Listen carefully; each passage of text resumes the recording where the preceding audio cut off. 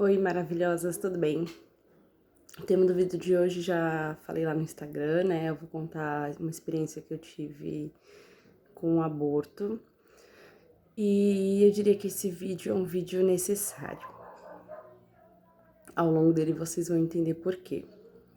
Há 5 anos atrás, eu engravidei. Eu tomei anticoncepcional pelo menos uns 10 anos da minha vida. E quando eu e meu marido a gente decidiu, né, por ter um filho, eu fiquei 5 meses tentando, né, parei de tomar anticoncepcional e fiquei 5 meses tentando até realmente engravidar. Quando eu engravidei, a gente vê, né, mulheres grávidas e acompanha pessoas próximas da gente, mas é um processo que é seu, né, você que vive aquilo. Então eu realmente não tinha todas as informações que eu precisava para passar por esse processo. Conforme eu for contando, vocês vão entendendo por quê. Quando eu fui no meu ultrassom de, se eu não me engano, 15 semanas, é um ultrassom que, dependendo da posição do bebê na barriga, enfim. Gente, eu não lembro tudo direito, tá? Não tenho certeza se é 15 semanas, mas era um pouquinho depois disso. Que dependendo da posição do bebê já dá pra você saber o sexo. É muito cedo ainda, tem que dar muita sorte, mas eu já tava nessa expectativa. Então, fui fazer o ultrassom com toda essa expectativa, marquei de manhã e depois eu iria trabalhar.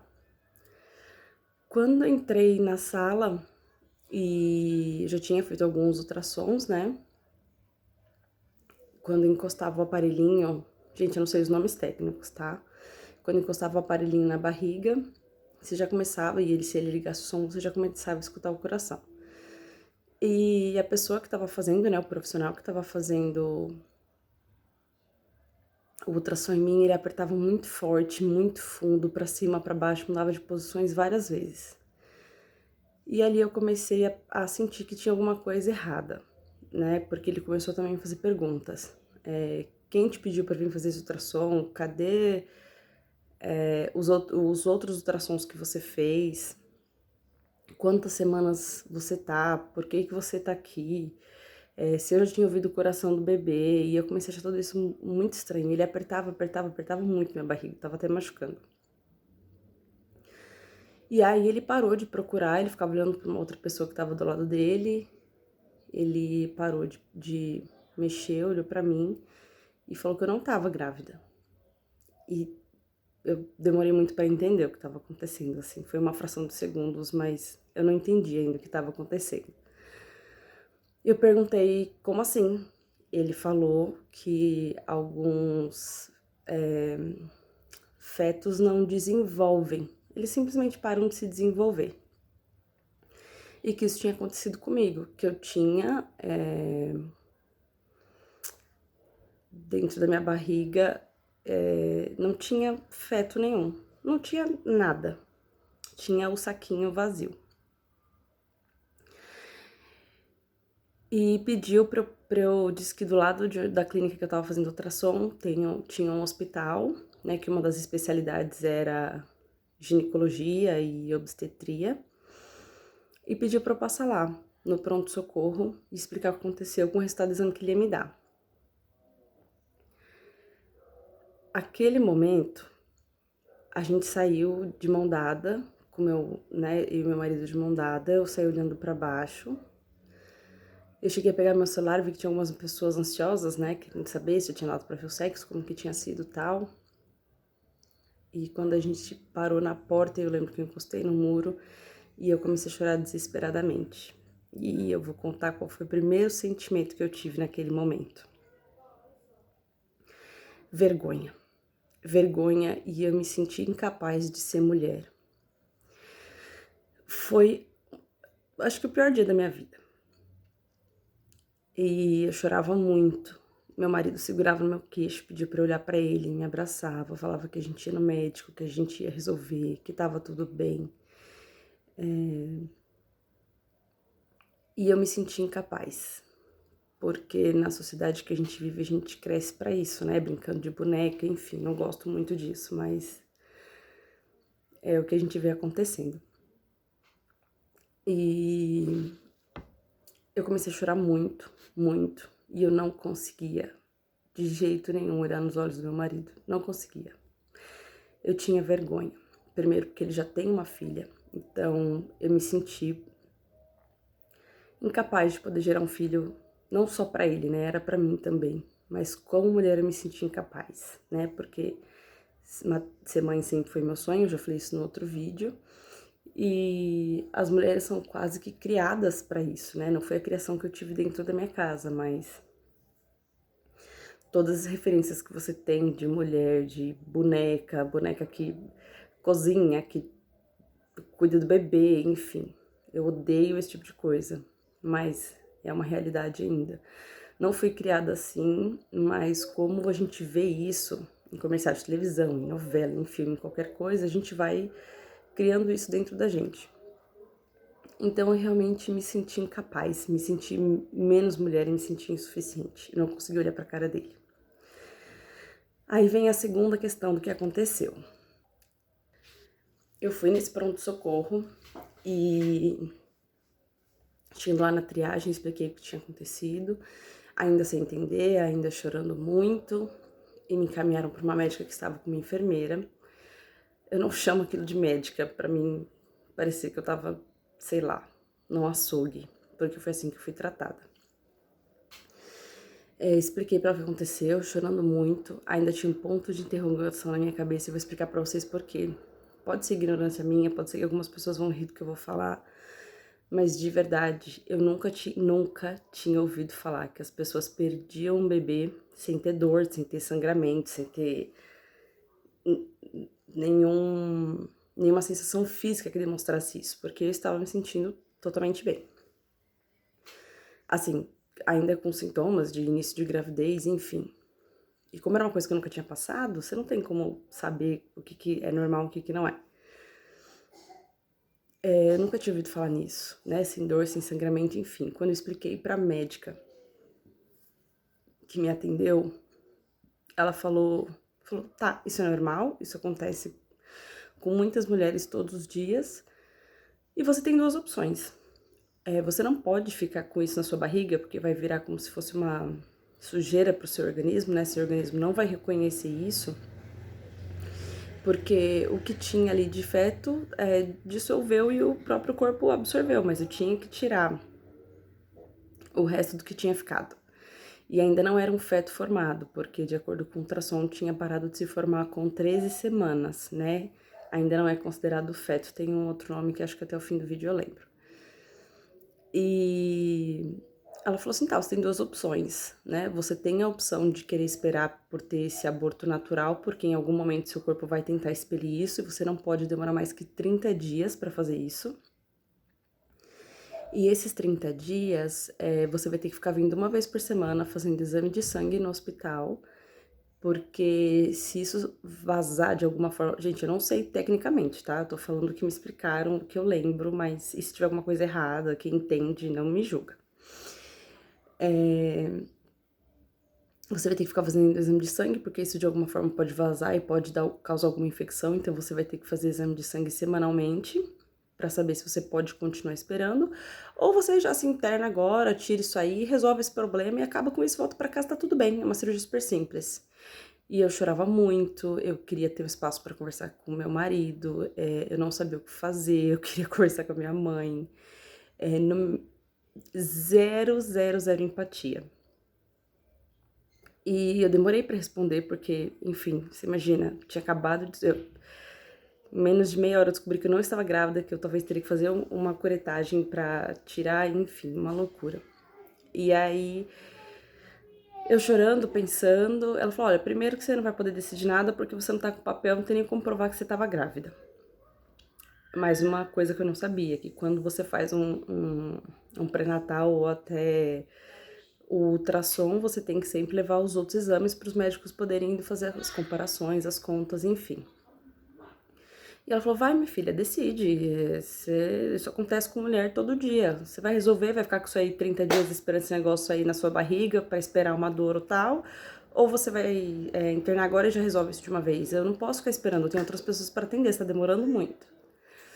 Basicamente foi isso. Eu não sabia o que responder. E eu falei, eu não sabia o que fazer.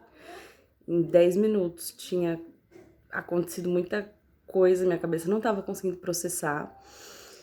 E aí eu precisaria de qualquer forma ter que voltar para casa para pegar todos os exames para depois voltar no médico de novo. Porque só com aquele ultrassom dizia que eu não estava grávida, não dizia que eu já estive grávida, eu precisava do anterior para provar. Então fui para casa com meu marido, eu só liguei no meu trabalho chorando, pedi para não me perguntar nada, falei que eu não ia trabalhar.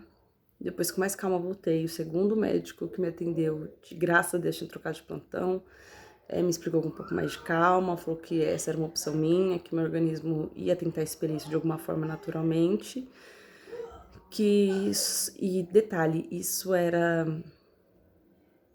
faltava um mês pro Natal.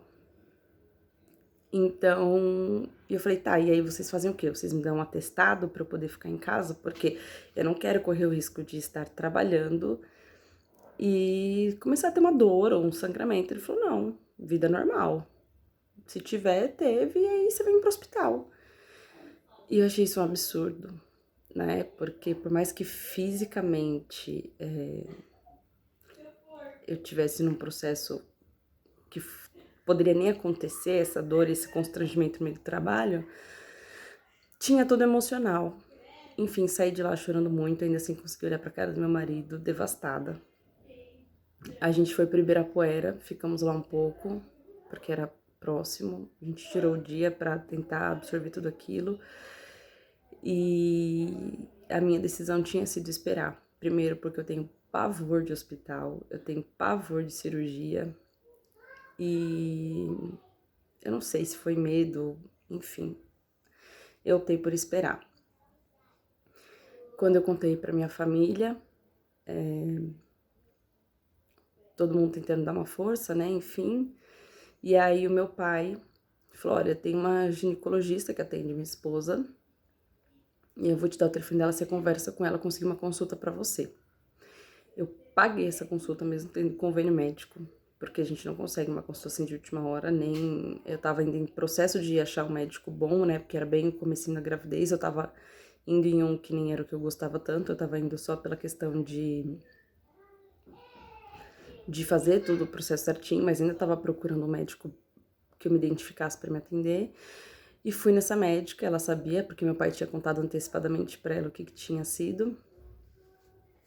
E quando eu entrei na sala, ela me deu um abraço. Ela falou assim, pode chorar. E eu acho que eu fiquei uns 10 minutos chorando. Depois disso, ela pegou um papel, ela desenhou o útero, ela explicou para mim como funcionava, ela explicou que pelo menos 80% de todas as mulheres ou perderam bebê ou vai perder, que isso é super normal, porque o nosso corpo, apesar dele ser feito para isso, não é sempre que ele entende que isso tá acontecendo. Como é uma coisa diferente, ele pode meio que interromper esse processo, que muitas mulheres perdem bebê na menstruação mesmo e nem acabam nem sabendo, né, que perdeu. Ela me explicou tudo, fez me sentir muito mais calma, falou que a minha opção era um pouco mais delicada, né, de esperar por ter que fazer os exames, que eu ia ter que fazer isso muito sério, porque isso poderia sim me dar uma infecção, mas me deu uma semana de atestado, até para poder processar tudo, e fiquei em casa esperando. Logo nessa primeira semana, eu tive uma dor muito, muito, muito forte, né, que foi uma tentativa de aborto. Eu sabia o que estava acontecendo, eu fiquei deitada na cama encolhida, no colo do meu marido. Essa dor, eu não sei quanto tempo ela durou, talvez uma meia hora, 40 minutos no máximo. E depois, mesmo que ela veio, ela parou. Não tive sangramento, não tive nada. Fiquei fazendo esse acompanhamento médico durante um mês, até que chegou a semana do Natal. E era horrível, porque eu não conseguia marcar consulta para ir toda semana tirar sangue, né? Nem ter uma guia para ir toda semana. Então eu ia no pronto-socorro, explicava o que tinha acontecido e eles me encaminhavam, tinha que levar toda a papelada. E é horrível, aí tem a segunda parte da coisa, que é a parte mais importante desse vídeo.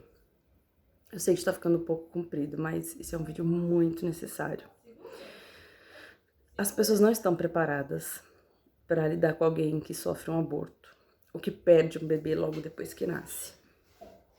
Eu ouvi tanta coisa absurda, tanta coisa absurda. Primeiro, porque era um constrangimento quando era um consultório médico, porque você tem que colocar lá se é preferencial ou não. Eu nunca sabia se eu colocava se eu estava grávida ou se eu não estava grávida, porque apesar de eu não ter o bebê gerado dentro de mim, eu tinha ali, eu tava num processo de terminar com o processo de gravidez, então eu não sabia entender se eu estava grávida ou se eu não estava grávida. Então essas 4 semanas, todas as vezes que eu ia no pronto-socorro para explicar o que tinha acontecido, para poder fazer o exame de sangue, era esse constrangimento. Segundo, as pessoas que estão ao seu redor, você não vai anunciar isso em lugar nenhum, que você perdeu um bebê. Então as pessoas ficavam, ai, e aí, bebê? Eu falava, eu perdi. Ai, não, mas ai, foi melhor assim. Às vezes nascia doente, né? Não era pra ser. Deus sabe o que faz. Às vezes você não estava preparada, não é o momento certo. Ia vir com algum problema, alguma deficiência. Gente, eu ouvi tanto absurdo. E por muito tempo essas pessoas me chatearam, mas depois eu entendi que essas pessoas também não estão preparadas para lidar com isso. Eu queria dar um conselho. Quando você não souber o que falar, não fala nada. Se você vai num velório, se você vai por qualquer tipo dessa situação que a gente sabe que todo mundo passa, mas a gente nunca tá preparado para passar, dá um abraço na pessoa, pergunta se você pode fazer alguma coisa por ela. E eu não julgo essas pessoas. Eu ficava chateada porque toda hora que me falavam, porque eu já tinha contado para todo mundo que eu tava grávida. Era um sonho na minha vida, eu queria que o mundo soubesse. Então as pessoas ficavam perguntando isso e toda vez que perguntava, eu falava, mas o que aconteceu? Eu explicava tudo de novo, então eu relembrava tudo de novo. As pessoas não estão literalmente preparadas para isso. Primeiro, porque eu nunca ouvi ninguém ter o tipo de conversa do tipo, ai, tive um aborto sem ter dor ou sangramento. Eu só sei disso porque eu passei por isso, não, talvez eu não saberia disso até hoje. Segundo, como é uma coisa que não se conversa, e depois, quando aconteceu comigo, que as pessoas souberam, todo mundo, sem exceção, que chegava para conversar comigo, falava assim, ah, não, mas minha prima também. Ah, não, mas minha esposa também. Ah, não, mas eu também uma vez. Ah, não, mas a minha vizinha, minha prima, minha colega, minha amiga. Você fala, gente, mas tipo, eu tinha me sentido a última das mulheres por ter passado por uma coisa que só depois que eu passei as pessoas se sentiam abertas para falar que tinham passado por aquilo. E muitas outras que eu conheci que passaram de fato. A gente nem fica sabendo. Você só sabe muito depois que engravidou, que perdeu, enfim. Isso é muito triste, é muito triste. E é por isso que eu quero muito abrir esse espaço, para realmente as pessoas sentirem esse acolhimento, né? Se sentirem que elas não são menos mulheres ou insuficientes se passam por isso. Eu me senti muito diminuída como mulher, muito. Esse foi o pior dos sentimentos para mim. E queria muito deixar tudo isso frisado aqui, porque esse tipo de coisa precisa ser conversada. E se você tem alguém perto, vai passar por alguma coisa parecida e conhece alguém, gente, acolham essas pessoas. E não precisa falar nada, essas pessoas já estão cheias de minhoca na cabeça. Só dá um abraço, pergunta se você pode fazer alguma coisa por elas. É o melhor que você vai poder fazer para elas. Enfim, depois das 4 semanas, tive que me internar para fazer a curetagem. E aí é outra história que é bem... Enfim, eu entendo a questão do espaço físico de um hospital, né, disso acontecer. Mas, pensando no lado humano da coisa, pra mim é muito difícil de aceitar. Eu me internei pra fazer a curetagem e você fica você fica junto com as mulheres que estão em trabalho de parto. Porque o processo pré e pós-cirúrgico são os mesmos. Então fica muito mais fácil pelo espaço físico de manter essas mulheres todas juntas. Era dia 22 de dezembro. E aí o que acontece? Que é o que eu suponho. Eu me internei de manhã, tenho que ficar em jejum, enfim. E só tinha uma mulher que também tinha perdido o bebê. E aí ela começou a contar que já era a terceira vez em um ano que ela tava lá, porque ela queria muito ter mais um filho e tal. E só que foi dando fim de tarde, assim, fim de tarde não, foi dando hora do almoço, começou a chegar muita mulher.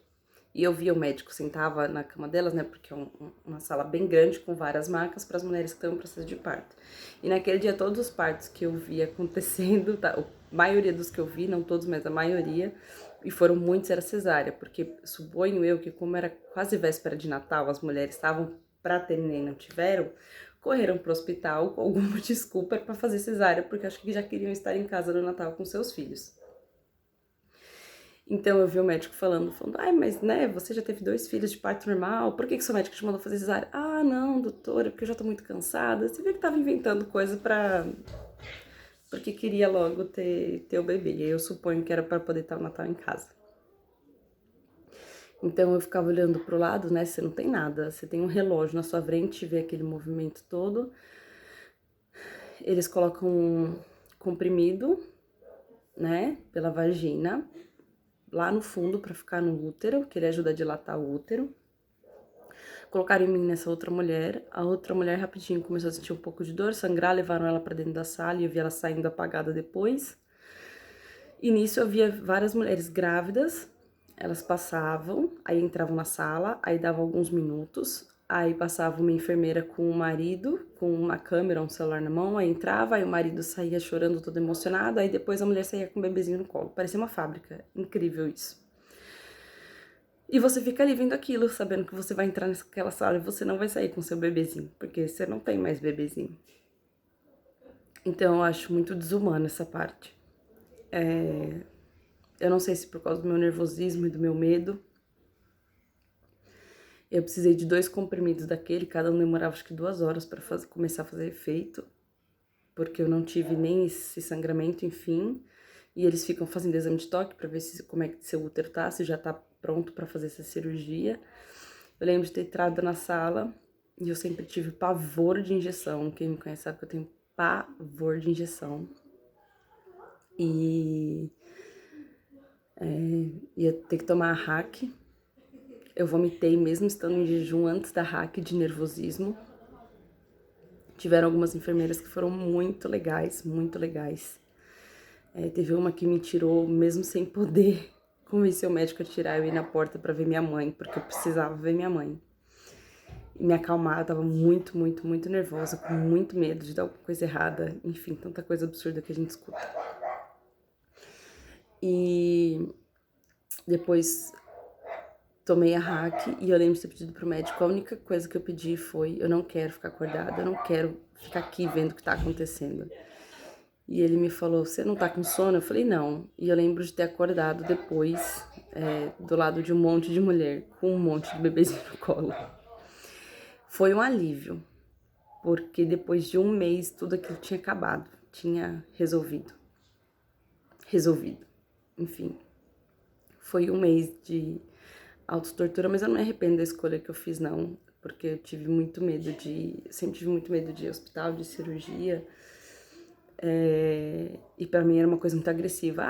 Tá, perdi, vou internar e aí resolvo isso logo. Eu acho prático e objetivo pra quem é assim, mas essa não sou eu. E, enfim, aí depois que passa os efeitos da anestesia, eles te mandam pro quarto. Eu tive a sorte de ficar no quarto com a mesma mulher, então não fiquei com quarto com nenhuma mulher com um bebezinho. E no dia seguinte de manhã já tive alta. Essa foi a minha experiência. Desculpa o vídeo ter ficado um pouco longo, mas, gente, por favor, abordem esses assuntos, conversem sobre isso,